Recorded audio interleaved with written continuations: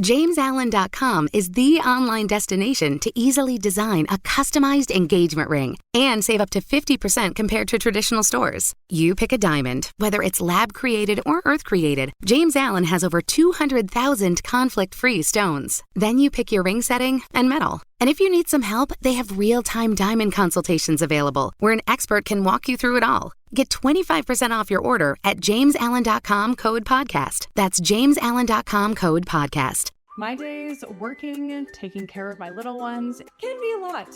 I checked out care.com and it was so easy for me to find local, experienced, and background check sitters. Finding our babysitter was way more affordable than I thought. Care.com makes it super easy. Search for qualified candidates. You can view their profiles, read reviews and ratings, check their availability, send messages directly, get the help that you need. Care.com should be every person's go-to.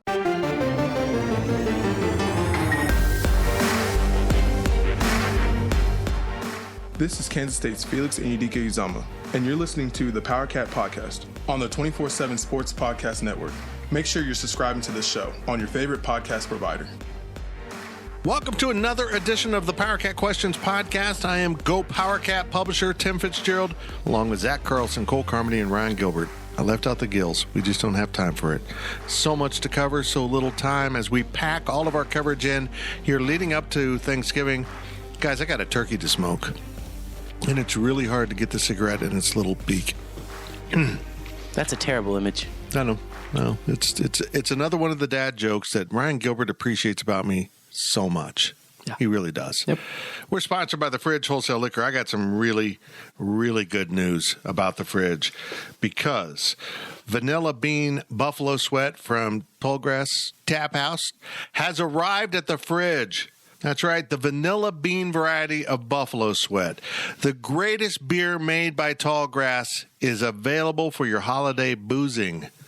Oh, it's so good. It's not Halcyon. Oh, there you go. Just throwing out the Halcyon. That was actually pretty decent. That was the best beer. Also, I got to give a shout out to the Fridge. They now have a beer that has like vanilla and maple and cinnamon, and it is called French Toast Bastard.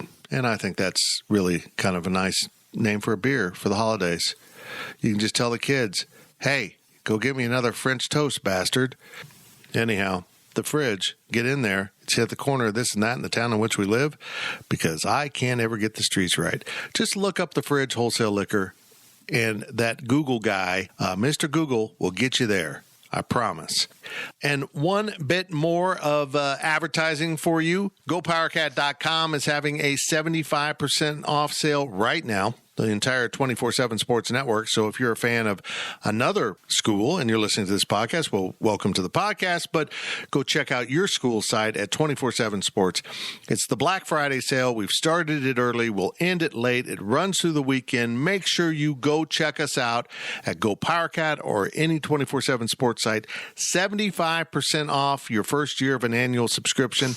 And the great news is once you flip to full price, you get Paramount Plus for free. And as a Yellowstone fan who wants to watch all the new Yellowstone spinoffs, I'm totally in on that. We got a lot to cover today. We got your questions from Wabash Station. We've got my opinions on nonsense, and the dogs will probably bark. So let's just get rolling here. Gills, you take the first half. I just have asserted my authority as publisher of this endeavor and said, Ryan Gilbert, you have the questions from Wabash Station. First question from Oiler Cat 2. Is safety going to be an issue this week? If so, who needs to step up? I am apparently playing safety this weekend, according to Chris Kleiman. I feel like this is one of the worst coaching decisions he's made, but I'll give it my all. That was funny. Yeah. I believe in safety first, so I get everything first. So team meals, safety first. Pick of seats on the plane, safety first. Actually, there's no plane. Pick of seats on the bench, safety first. What about the actual safety position on the football field? Yeah, I'll suck. I'll be last. So you're not going to play? It is interesting. They have now lost two of their frontline safeties in Sincere Mason, who is also lost for the season after Kobe Savage went down. They're running thin. They're going to have to play some guys there. Just keep an eye on that position. We're wondering if they might not slide a corner over into the nickel position and, play a guy that has seen the field a little bit more than some of these young safeties and use them more as a hybrid corner safety than just a true safety. But they do have Josh Hayes still, which is good, although he didn't play great in Morgantown. But, yeah, they're light on safeties right now. I know that Jacob Parrish played a lot of safety in high school, but I do think that you'll see a guy like VJ Payne probably be the main one who steps in there. And honestly, you know what? You hate to say that they need to step up and this is what it's going to be, but VJ Payne is going to be starting in that position next year. And I feel like in order to get a major look at some of these guys, like a VJ Payne, like a Jacob Parrish, you got to know how they perform. Because as much as we want to talk about guys coming back for COVID years and all this and that, how you advance a program is by getting the younger guys into the game. The reason Iowa State had such a drop-off is because they played all of their starters for that 1 year last year and then did not get anybody else any kind of experience. Yep. I think this is a good stepping stone for a guy like Jacob Parrish, for a guy like VJ Payne to get into the game, not to mention Omar Daniels, who hasn't played as much as maybe we thought he would, to get into the game, get some experience, and honestly, you'll be able to compensate for some, I don't want to say jitters or nerves, but with your offense in this game, I think you'll be able to compensate for maybe some letdowns on the defensive side of the ball. It's still Kansas. I don't want to say overlook KU, but they're going to be able to get away with some things at safety this weekend. They can plug and play. They can learn some things, try different things, maybe move corners over, and figure out what your defense is going to be for the final two games of the season, provided you beat KU and make it to the Big 12 championship game. So I think, there's some leniency here. You're going to be able to learn a little bit because I don't think K-State is going to lose this game. Ryan Gilbert, do you know what VJ stands for? Vaughn Jr., my best guess. That's a great guess. I don't know what it stands for, but Victor is the V. I don't know what the J is. Probably Victor Jr. Look, Ryan Lackey, I know you're listening. Could you get us what the J is in VJ? What's his dad's name? Victor Payne. It just lists as it doesn't list his son parents? of Taiwana Payne, has two siblings, Kennedy and Victoria. That's confusing at the dinner table. That's probably why they call him VJ. Victor and Victoria. Okay. He's been a nice piece, a nice guy that came in as a true freshman and given K-State a lot. I think you're right. I think that's who they'll put out on the field. He'll make some mistakes, but just keep playing him. Keep playing him. I'm not sure if they trust TJ. I know they trust VJ. I love how hard TJ hits, but it seems like he's gotten lost in that. I just want to hit people instead of being in the right place. Honestly, I don't know how they can put him on the field. Even in the injury situation, it gets really difficult because if I'm a opposing offensive coordinator, I pick on him. I just do. I go after him. I think whoever is playing that spot might get picked on Saturday. Yeah, I would agree. The one thing that I'll say is whoever does play, it better be just because to get them ready for a potential Big 12 championship, right? You don't want them playing just to have them get experience under their belt for 2 or 3 years from now, right? Right. This is the window where you got it. All that stuff is finally paying off, like the pandemic year, right? This is the window. Vaughn's likely leaving, and Adike Uzama's likely leaving. So this is the year where you're not playing for the future, you're playing for now. And so if you want to play those guys, those guys that haven't seen the field yet, great. As long as it's to get a better playbook, developed for a Big 12 championship game. The guy that comes to mind, I didn't ask him about this today because they won't do this. Julius Brents at 6'3" and whatever he is, it seems like more of a guy that could play that nickel role as a safety and put it on film that he's capable of doing that. So when he gets to the next level, maybe that's something he can do. But yeah, I don't know what they're going to do. They just won't be able to rotate the same way that they have in the past. They'll have to stay on the field. Yeah. Yeah. Absolutely. It's going to be a very interesting day. We will see how it all works out. From Itane BB, will K-State have more running touchdowns or passing touchdowns this Saturday? I'm going with running. KU's rush defense has fallen apart. So I feel like those open field runs we saw at West Virginia will be replicated. The Deuce Vaughn, DJ Giddens. Yeah. And now that Colin Klein has decided, hey, the loaded backfield quarterback sneak we did under Bill Snyder actually works, and they used it, and I think we'll see Will Howard, if they're at the goal line, do that. It's about time. I mean, how long have we been asking them to do that? And they finally decided that maybe that was a good idea. I don't know. I don't know. I feel like, yeah, we'll see a big day from Deuce Vaughn and DJ Giddens, but I think that they're starting to figure something out through the air with this team, and I think K-State's going to have big plays. And if we think they're going to have big plays with Will Howard at quarterback, history tells us then that the touchdowns might come through the air. I think they're going to have more passing touchdowns on Saturday, but I do think it could be fairly close. I honestly, I could see K-State scoring 7 touchdowns in this game. I'm not saying they're going to 50-ball KU, but I think that this offense is absolutely rolling right now, and I asked Cade Warner about it. You know, besides scoring points on every single drive, do you feel like you can replicate what you did in the first quarter? And he was like, yeah, I mean, at the end of the day, we trust the schemes. It just comes down to us executing, and we're executing at a high level right now. We have confidence. I think K-State, the only way that they don't succeed on offense on Saturday is by shooting themselves in the foot. And I just can't see that happening. So I think they're going to put up a bunch of points. I think they're going to score a bunch of touchdowns.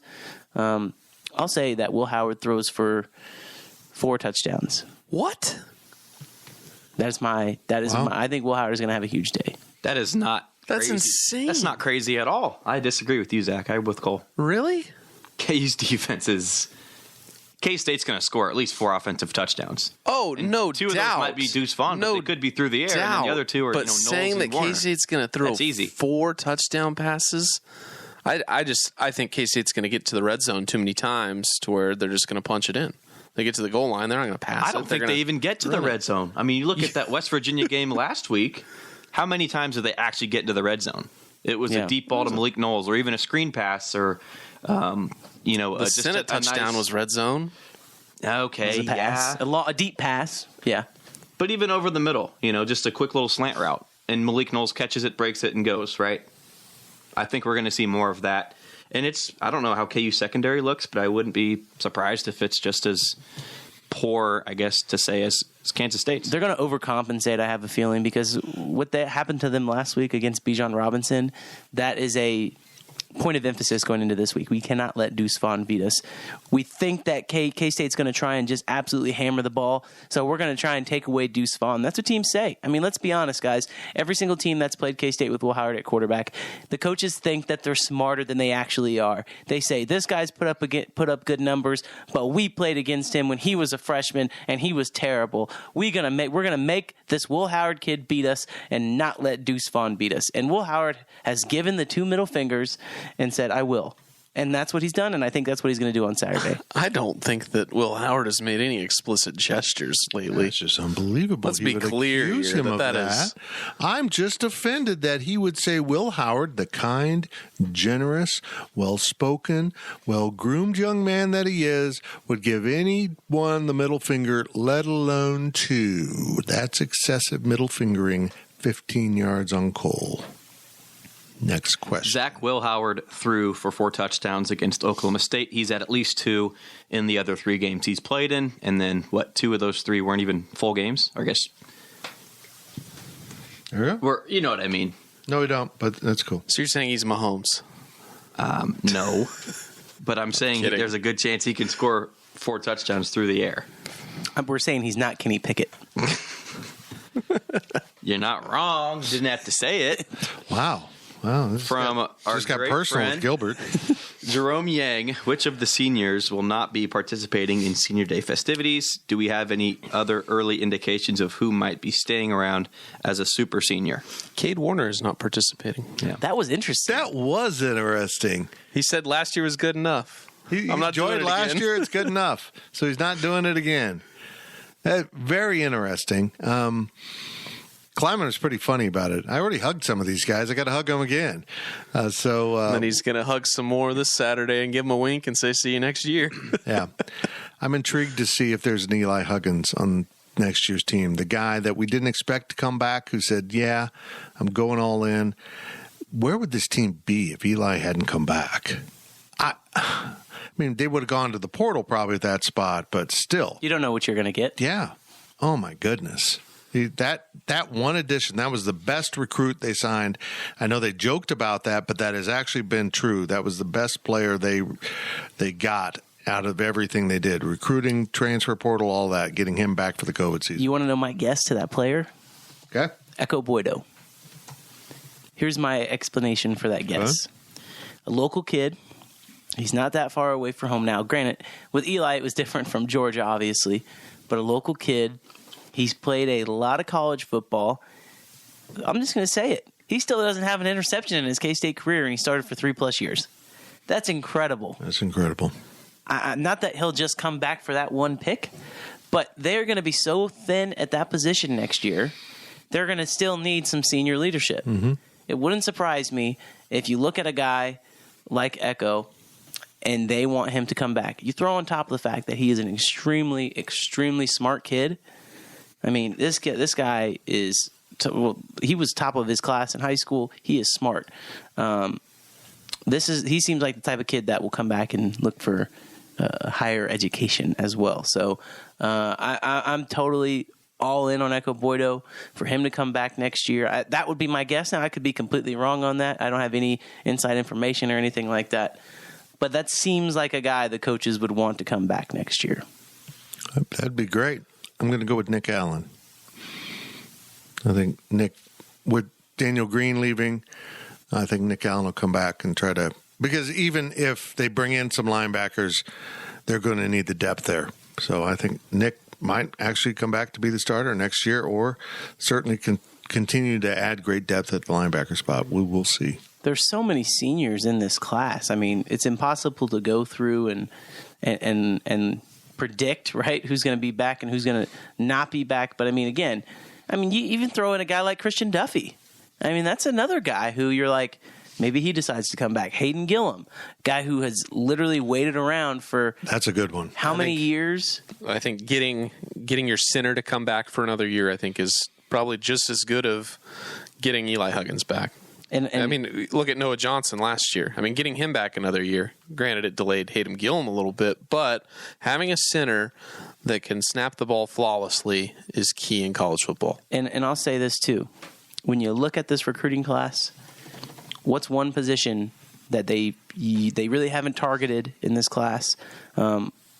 Off the top of your head, you might not know. I'll just tell you, nose tackle. That's a position that I think this staff has not exactly targeted, and I think it's because they have their eye on a guy like Jalen Pickle to come back, slide back down to nose guard, be the starter at nose guard, rotate with Uso next year. They got a bunch of young defensive ends that they want to play. It wouldn't surprise me another guy like Jalen Pickle who could come back, slide back down to nose tackle, and improve. I mean, he's got NFL size. Improve his stock as an interior defensive lineman. The possibilities are really endless, and the season is for next year. The outlook completely changes if some of these seniors want to come back. But again, I still fully believe that you have to have some turnover because a healthy program has kids graduate and move on and has other players come in and fill in those gaps. That's my belief, and it'll be interesting to see who does decide to come back, though. I agree. Skylar Thompson have another year? No, I think he's done. I don't think he played enough here. No, I think he graduated 32 years old. He's now a veteran in the NFL. Last question from Call Me T22. Wow, that was well done. Should the Sunflower Showdown or Farmageddon be a color-on-color game a la UCLA versus USC? What other college football rivalries should be color-on-color? I'll let you guys handle this one because it's about jerseys, which you know how I feel about. K-State and West Virginia should have been. This should have gone all yellow. K-State in yellow? No, West Virginia in all yellow. I love you. K-State wearing their normal purple and silver. West Virginia. And Baylor did it 2 years ago. They did all yellow. Did you like that, Fitz? Jeez. It's so stupid. It was awesome. So color on color just means pants and... No, it means jerseys. You both wear the dark There's color. no white jerseys. Okay, so then color on color would be yellow versus yellow. Valid point by me. No, it's yellow versus purple. That's not color on color then, is it? Yes, they're both colors. He's so troubling. He's such a troublemaker. Call me T22. So just not the same color. Just don't ask questions about uniform because Ryan Gilbert please don't will just spit in your face and tell you you're an idiot. No, I think Ryan Gilbert wants black and white television back is what he's asking for, it sounds like. I think this is a good idea, actually. I really do, because KU gets so creative with their uniforms. You might as well just tell K-State, wear your purple and silver, and we'll wear something else. The problem with KU and doing color on color with KU is they have red and they have blue, and both of those colors make purple. So they aren't really good. Wow. Crazy. They aren't. Jeez, skills. It wouldn't look good, and it wouldn't look good And on we'll TV. be back on the second half of the Power Cat podcast. Well, honestly, Somebody has to wear white. How about if K-State had lavender? Would lavender and like a red be okay? Yeah. That's probably fine. What if they had the silver uniforms that we wanted to commemorate the 40 years of wearing the gray/silver uniforms and red? Would that work? Yeah, and blue. Yeah. We've solved this. This is also really easy, and I'm just going to say it. You know what K-State needs to do on Saturday night?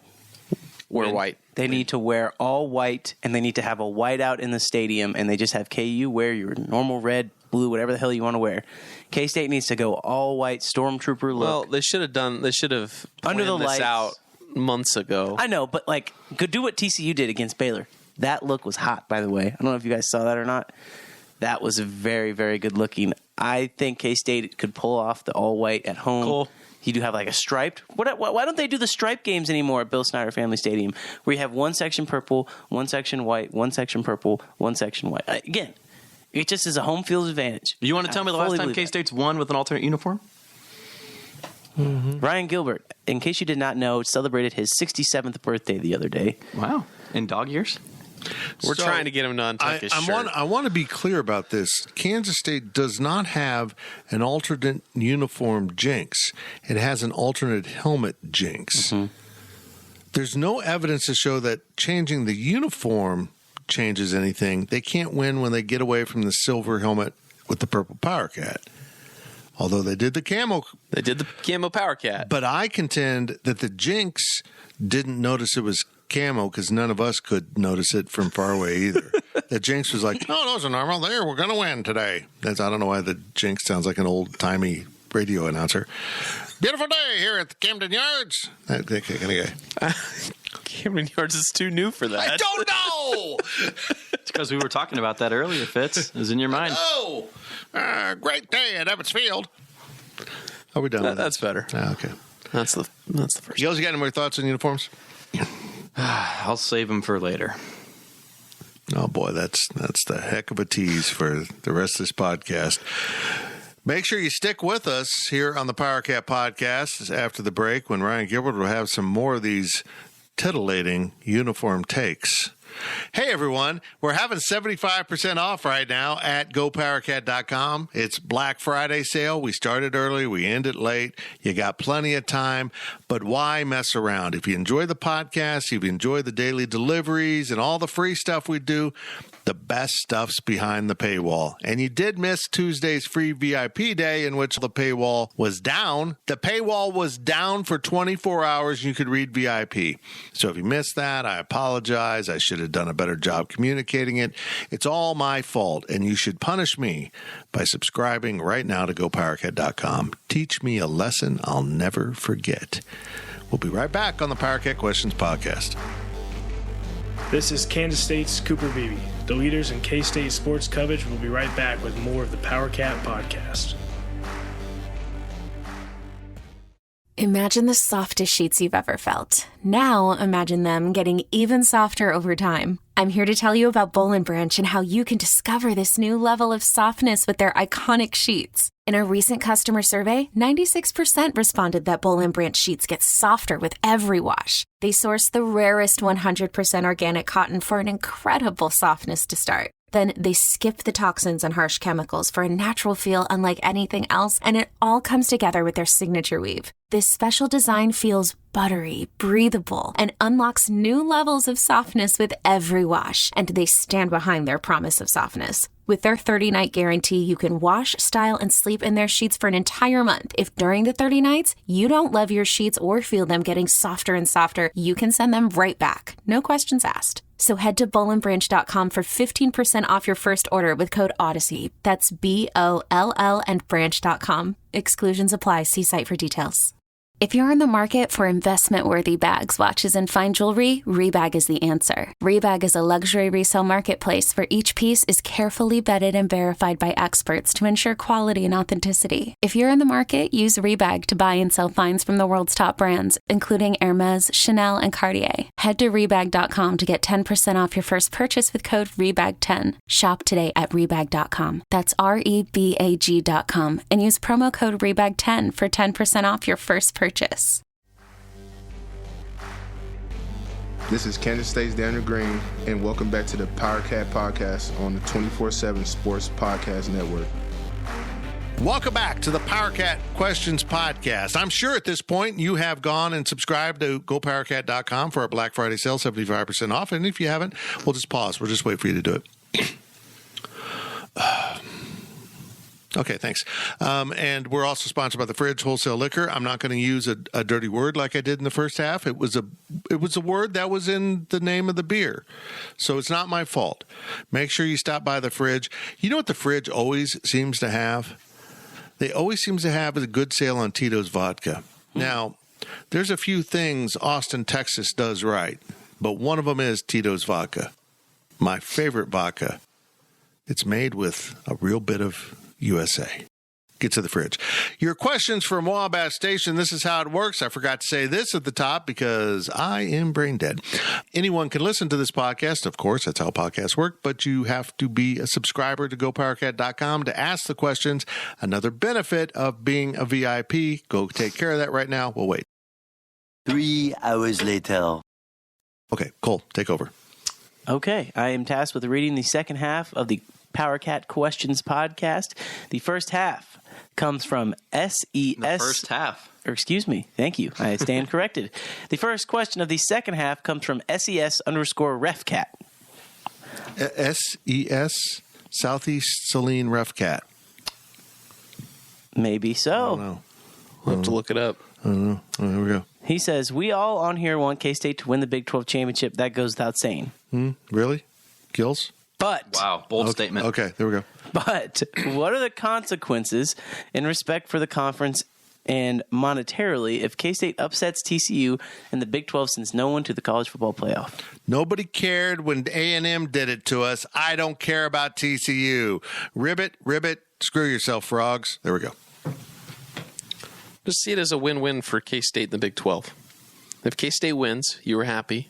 If K-State loses, you're still probably going to the Sugar Bowl, and Big 12 is in the college football playoff. Okay, I'm going to look at this from Kansas State's perspective. Okay, the new Big 12 is going to be wide open. I mean, anyone can. We're seeing it, as I've repeated. If it's going to be TCU, Kansas State this year in all likelihood. It was Oklahoma State, Baylor last year. Before that, Iowa State played Oklahoma. So that's only one out of the last 6 teams to be in, and all different schools, which is remarkable in itself. No other conference is doing something like that. 5 of them are in the new conference, the new Big 12. Is it in K-State or anyone else's best interest that TCU gets a leap, as the Frogs, into the new Big 12 with a playoff appearance and all that goes with it in recruiting, prestige, and all that? Yes, it's good for the conference to show that this conference is still tangible without Oklahoma and Texas, which is an idiotic idea anyhow. But I don't think it bodes well for Kansas State to kind of let TCU have that top line in the pecking order. Go take it from them with an upset in the Big 12 championship. And I only hope it is they blow a lead when Max Duggan fumbles in the fourth quarter and then lose in overtime when Kansas State is given a touchdown that wasn't actually a touchdown. So TCU can still make the playoff. Like, I'm not bitter at all about Here's where I'm at. 98. Oh, I know what you're talking about. Okay. Here's where I'm at with this thing. Because there's multiple ways of looking at it, sure. If you're just a Big 12 fan, honestly, you probably want TCU to win. I would think maybe that is a fairly sensible statement. But I can also see how if you're a normal Big 12 fan, you would just want K-State to win because you want to prove that your conference actually has parity. And think about this. When the Big 12, when the college football playoff is expanded, both of these teams would be making the college football playoff if this was at 12. Potentially. With a K-State win. Right. With a K-State win, yes. Absolutely. And I still firmly believe that if this was at 12, I think both of these teams would move on from that round of wherever they are. So you could potentially see two Big 12 teams being two of the better teams in the country. And I firmly believe that whoever K-State plays, if they do indeed make the Sugar Bowl, they're going to have a chance to beat. So I think that this is going to show how good K-State is. Guys, let's also go back and look at TCU's non-conference schedule. They played Colorado. Now, it was on the road, but Colorado is a joke of a football program. K-State played Mizzou. Mizzou is also a joke of a football program, but just not as big of a joke. They played SMU, who I think everyone thought might be a pretty good non-conference game. Well, SMU, I think they're not even going to be bowl eligible. If they are, they have 6 wins. K-State played Tulane. Obviously, we know how that went. K-State lost to Tulane, who is one of the better teams, one of the better non-Power 5 teams. Obviously. They could be in the New Year's Six. Right. Yeah. So where I'm going with all this is if you flip the non-conference schedule between K-State and TCU, I do wonder if the results are the same. And let's be honest here. TCU has played some pretty favorable games at home this year. Their toughest game on the road has been at Texas. Everything else has been in their favor when they need to be at home. At Baylor, in hindsight? In hindsight, sure, but you can say K-State won at Baylor too. So that's kind of where I draw the line. Yeah. The point is it was tough for TCU. The point is, sure, I mean it's tough for everybody in this conference, but I guess what I'm saying is if K-State had 2 losses and TCU had 1 loss, I'm wondering if we think about this differently. Because I don't think TCU's in the playoff hunt if they have 1 loss to a Tulane. No. You know what I mean? Yeah, I don't think. Yeah, if you reverse the scenario, at least conference records where K-State's undefeated with a loss to Tulane, they're probably on the outside. But you can make that strong argument saying, "Hey, Tulane's a New Year's Six team. Look at all the other losses. How many one-loss teams are there that have a loss to a potential New Year's Six team?" And I think K-State would bode well there in that playoff scenario. But fortunately, we don't have to talk about that right now. No. Anyways, I don't know. It's just interesting to think about, and I think it'll be a good game. I think it'll get a lot of ratings because who doesn't like the color purple? I thought is it going to be purple on purple? I thought Oprah Winfrey was fantastic in that. It was a good movie, but yeah. There you go. I do question this. You're talking about home games. TCU's had a ticket jump on everyone. TCU being a Dallas-Fort Worth school might have access to all those corporate tickets. My same concern for LSU in the Sugar Bowl. I mean, all those New Orleans-based tickets might end up in LSU fans' hands. So, yeah, I'm intrigued how many K-Staters will be able to get tickets. I mean, will this game sell out?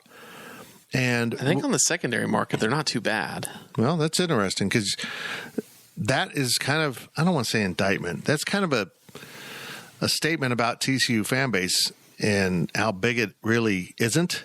Mm-hmm. If they're not going to be able to put 50,000 people of their own. $65 you can get in right now. I mean, K-State sent out an email yesterday to fans that gave, ticket orders, and the tickets were more expensive than that to sit in the upper deck. I mean, yeah, it's expensive right now. Like, you can sit in the very upper deck at the top for $65, but if you want a lower level seat, you're going to be paying a good amount. Sure. Here's the email. Midfield Club 220, and that's the 100 level and 200 level, and then 150 for the corner end zones, and the 100 and 200 level, and then $95 for the upper midfield. Yeah. So that's where they're at. And that would be in the K-State. That is in the K-State cheering section. Yes.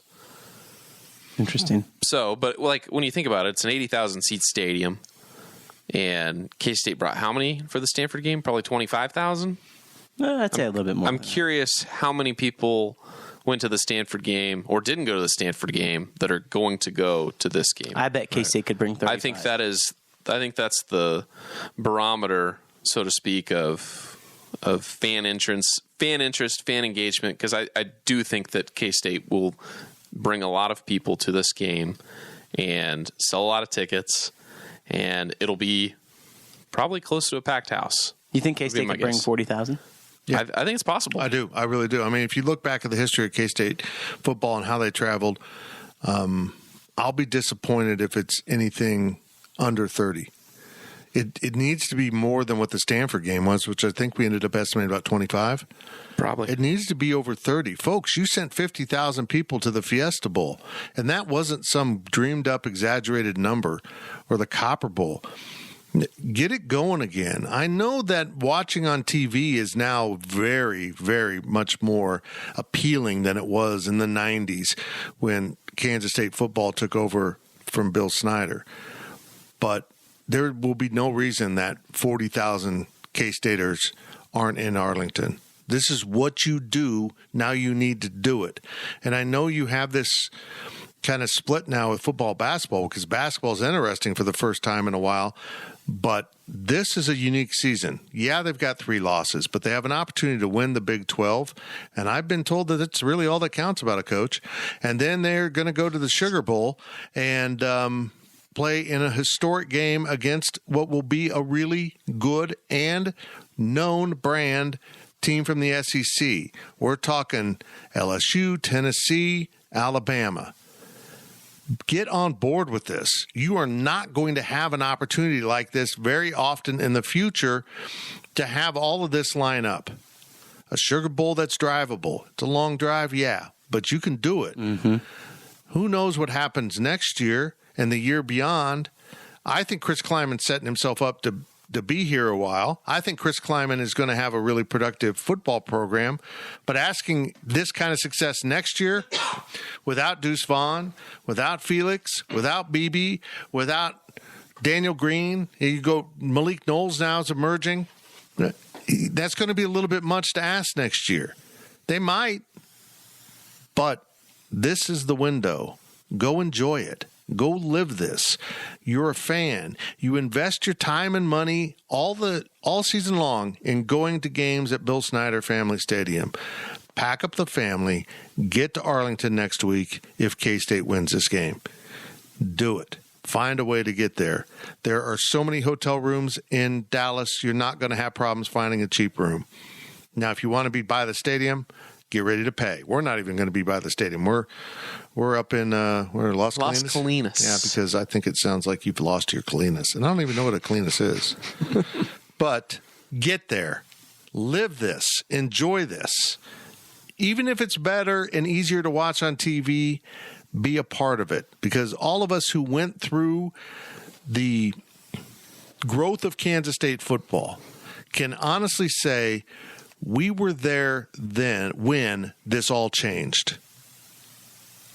And you can do it with Chris Kleiman now. It's really cool to be actually witness to the history that this younger generation can't relate to, didn't witness, and now sees as the glory years of Kansas State football. It might be happening again, and it starts right here.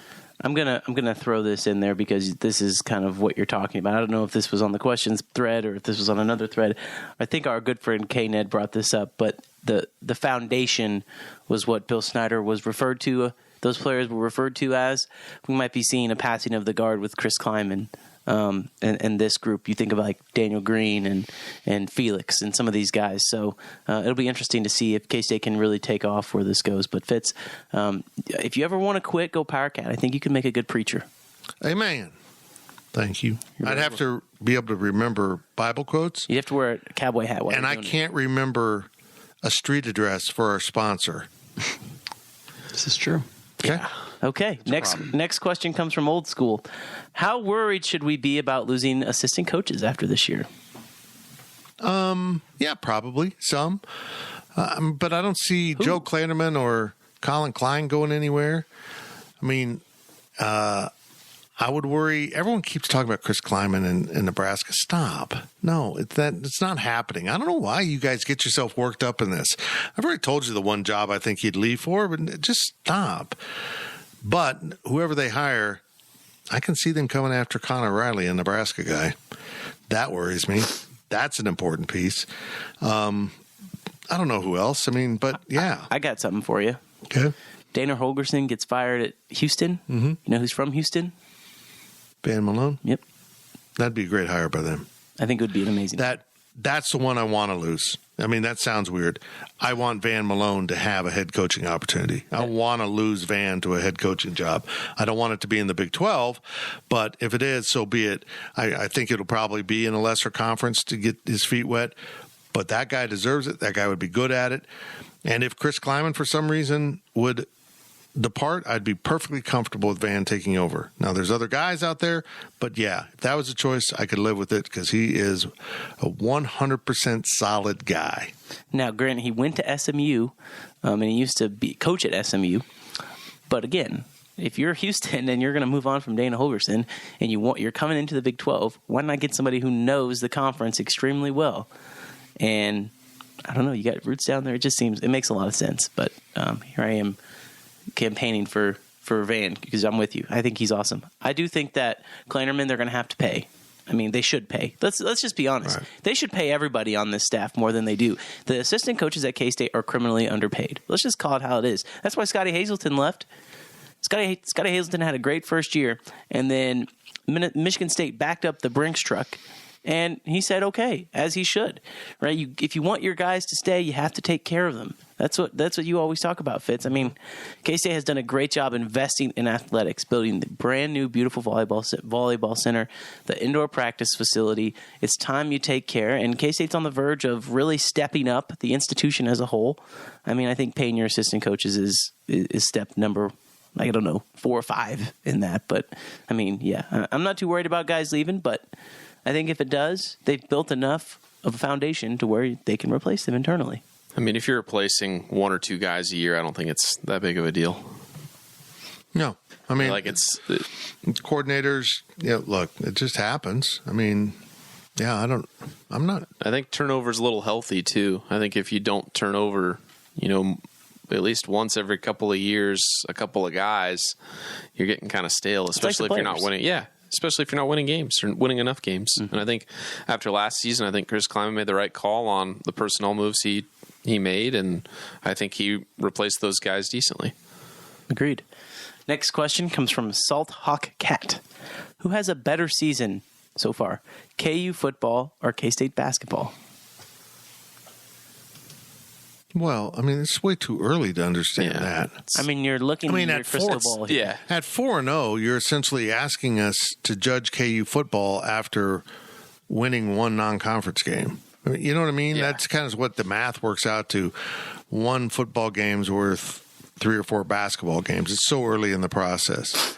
Now, at the end of the day, I think Kansas State basketball will finish higher in the conference than KU football, which is kind of amazing that I'm saying that. I'm just rating that on pure athletic ability that this team has. I mean, this isn't like a bunch of dorks that are playing well. These guys can hoop. And Ryan Gilbert knows a lot about dorking. Oh, yeah. Yeah. So I do feel like this team has an upside. Naquan Tomlin is an amazing talent. Keontae Johnson is a proven talent. And Marquise Noel is playing like a different player because he apparently was handcuffed last year by the coaching staff because of stuff he's doing. He's had a highlight pass in every game, and that didn't happen last year. They're just playing a brand of basketball that's built for these guys, and I think it's going to be a wonderful season. Now, do I think they're going to be in the top 3? No. But they will, I think, be around the top half of the conference, and after KU loses on Saturday, they'll be in the bottom half of the football conference. There you go. That's it. That's it for the podcast. No? We got more? Gilbert? Oh, I thought that was a good way to end. I don't know what he's saying. Oh, he says, I agree. I got it. Yeah. Okay. But I mean, if we're gonna judge this question, can we talk about postseason too? Is making a bowl the same as making the NCAA tournament? Because I would say no. No, it's like making the NIT and the NCAA. Like you can lump the NIT. So is KU making a bowl game at 6-6 the same as K-State making the NIT? Probably. That's a good comparison. And I think the comparison here is KU is exponentially better than what they were the last more than 15 seasons probably. And now K-State basketball, after being the worst they've ever been for 3 seasons is finally back to at least playing kind of exciting basketball. I don't know if they're going to be competitive come Big 12 play, but if you look at KU football after 4 or 5 games and the hype around the program, it was real. KU looked like they were a legitimate threat this year. Maybe not legitimate threat, but they were much improved. You look at K-State right now through 4 games. Yes, they're non-conference games. Yes, they're playing in a garbage tournament in the Cayman Islands against garbage teams. Wow. And then maybe LSU. But nobody's paying it. The difference between KU and K-State is nobody's paying attention to K-State right now. People were paying attention to KU after they won their second game against Houston or West Virginia, yes, I should say. But also that's football versus basketball and the historical nature of KU's futility. But you look at K-State basketball, if they very well could win every non-conference game at this point. Mm-hmm. They look good. If they win, 3 out of 5, 3 out of 6 of their first, few conference games, it's not the end of the world. I mean, they're going to look good, and I think the comparison is there. Are they on the Iowa State track from last year? Because we said that probably wasn't going to happen after we saw all these guys. Yeah. We didn't think that was going to happen, but I'm close to saying if they go win this tournament and then they can. I'm going to say something I never thought I'd say. I think they're a more tangible team than Iowa State was last year. I think Iowa State did a good job coming out and putting up some flashy wins and doing those kind of things, but they weren't built to last through the Big 12. I feel like these guys are built to last through the Big 12. I feel like Jerome Tang completely understands what type of player you need to compete with in this conference because they did it at Baylor, and he went out somehow, some way, and replicated a Baylor roster by adding 11 guys. I'm so excited about the future of Kansas State football and basketball and what it could mean for this university and how much the fans deserve to have both good. Mm-hmm. I'm just over the moon. I really am. I'm just so fired up to see where this is all going.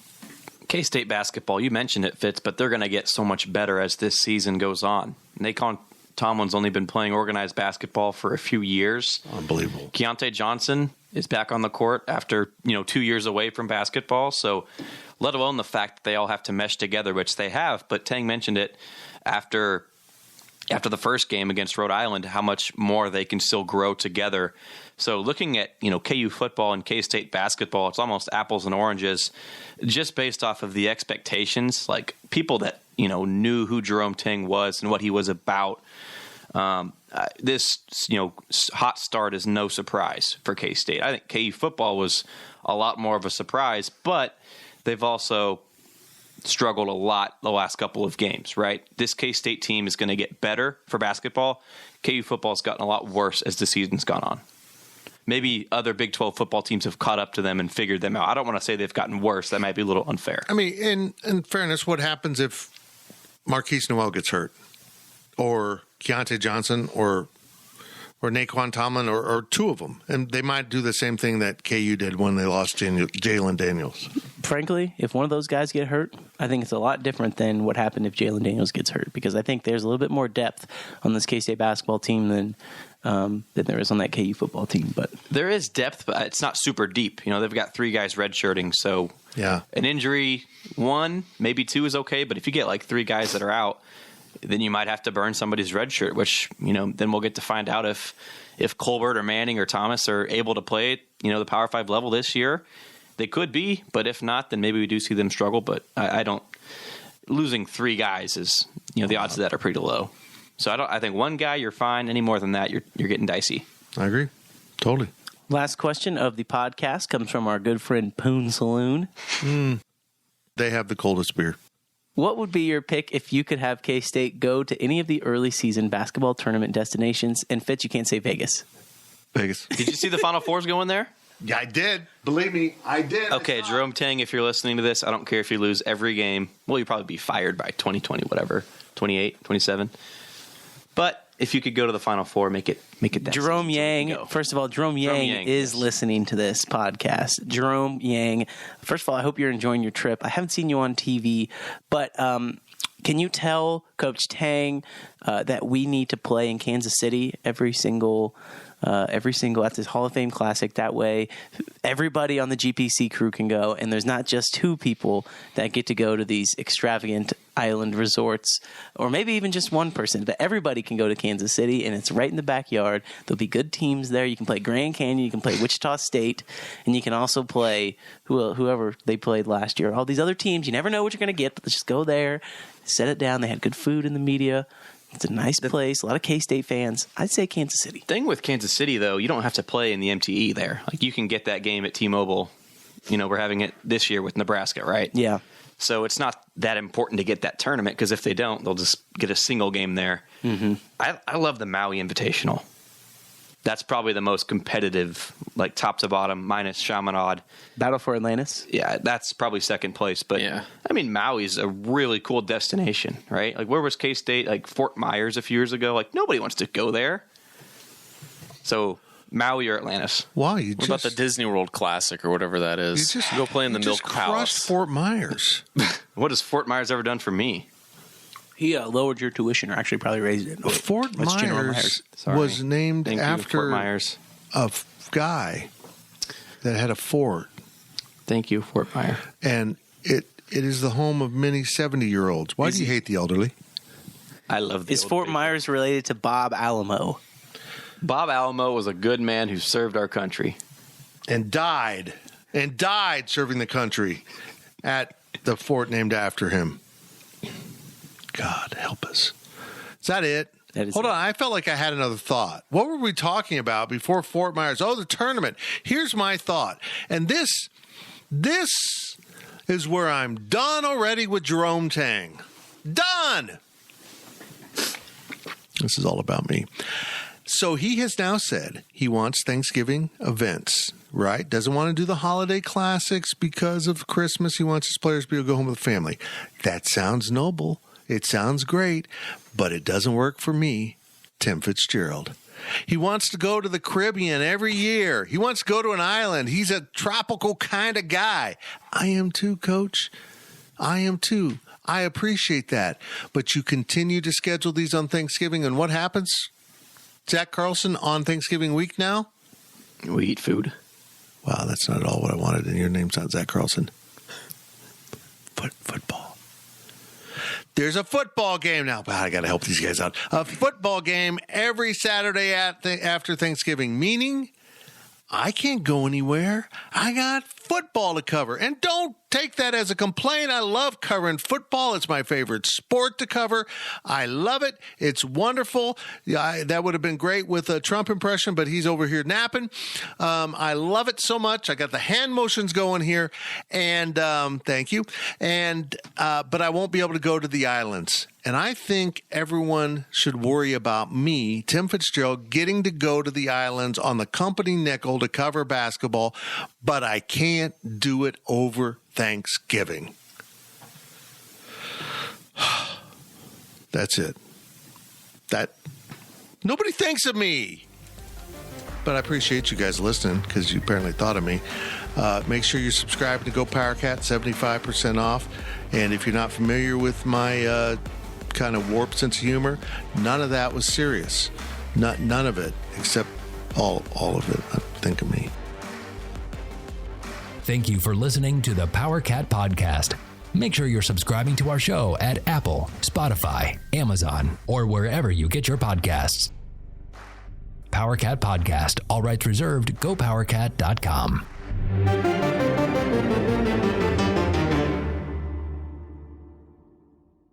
With Blue Link Plus, you can access your Hyundai Tucson Limited remotely. Doors unlocked, temperature set, lost car found.